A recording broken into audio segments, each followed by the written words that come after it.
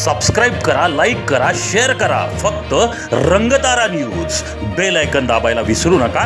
निर्भीड आणि निष्पक्ष रंगतारा न्यूज.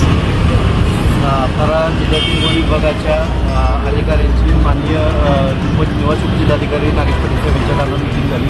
या मीटिंगमध्ये संबंधित वन विभागाच्या मृदूजल संधारणाच्या कामात झालेल्या भ्रष्टाचाराची चौकशी करण्याकामी तसेच तेथील अधिकारी आणि ठेकेदार यांची चौकशी करण्याची वेळ मागितलेला आहे.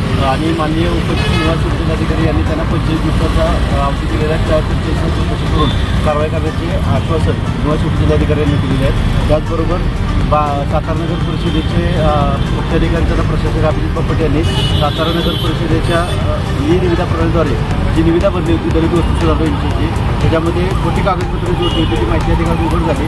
त्याबाबत संबंधित ठेकेदाराला काळे यादी टाकावे असे विनंती केल्यामुळे माननीय मुख्याधिकारी यांनी श्री कुणाल तात्यासाहेब गायकवाड राहणार पुणे यांना काळ्या यादी टाकलेले आहे. त्याचबरोबर अंगणवाडी सेविकांची जे माहिती आहे त्यामध्ये 3 अपत्य आणि 2 विवाह याबाबतची खोटी माहिती संबंधित वनस्पती कार्यकारी अधिकारी यांनी दिलेली आहे.